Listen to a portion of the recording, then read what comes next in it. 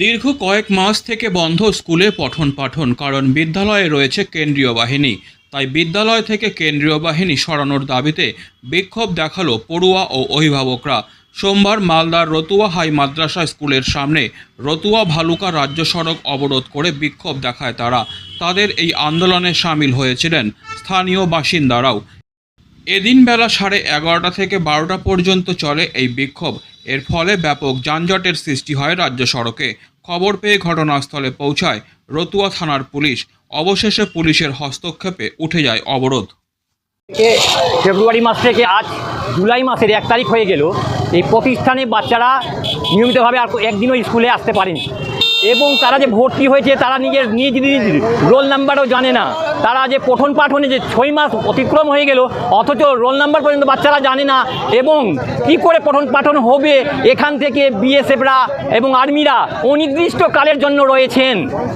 Ratua high মাদ্রাসার প্রধান শিক্ষক তিনি বলছেন ঠিক এখন বলা যাবে না কবে বিদ্যালয় মাদ্রাসা খুলবে, এই বিষয়ে সঠিকভাবে তিনি কোনো সিদ্ধান্ত নিতে পারছেন। ওনাদের সমস্ত গ্রামবাসীরা অভিভাবকরা একেবারে ঝাঁপিয়ে পড়লো যে কিছু না কিছু একটা শিক্ষকের প্রতি এবং বিডিও সাহেব এবং আইসির প্রতি আমরা দৃষ্টি আকর্ষণ করি যে কিভাবে বাচ্চাদের পঠন পাঠন হবে। এই বিষয়ে আমরা বিস্তারিতভাবে আজকে জানার জন্য এবং মাদ্রাসা আগামী দিনে খুলবে কি না সেই বিষয়ে আমরা সঠিক পদক্ষেপ নেওয়ার জন্য আজকে ছাত্র শিক্ষক অভিভাবক সবাই মিলে আমরা নিজ জন্য আজকে এই পথ অবরোধ করেছে ছাত্রছাত্রীরা এবং অভিভাবকগণরা। আমাদের স্কুল মাদ্রাসা স্কুল আর 6 মাস থেকে বন্ধ আছে, তাই জন্য আজকে আমরা পথ অবরোধ। বাচ্চাদের পড়াশোনা নষ্ট হচ্ছে, স্টুডেন্টরাও আছে আমাদের সঙ্গে। আমরা লোকাল হয়ে আমরা সমাজের হয়ে আমরা সবাই আন্দোলনটা করছি, নেমেছি বাধ্যতামূলক। এখন আইসি সাহেব 3 দিনের সময় নিয়েছেন, ফোর্সগুলোকে নিয়ে যাবেন অন্য জায়গায়। কিন্তু আইসি সাহেবকে বলা হলো আপনাদেরকে জানিয়েছে হেডমাস্টার, কিন্তু হেডমাস্টার উনি বলছেন না আমাকে জানানো হয়নি।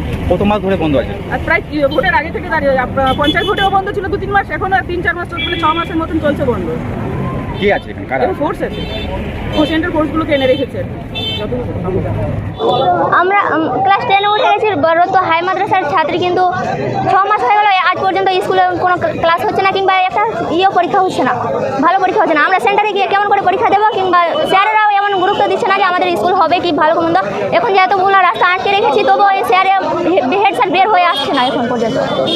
Disclaimer. This channel may not promote any violent, harmful or legal activities. All content provided by this channel is meant for an educational purpose only.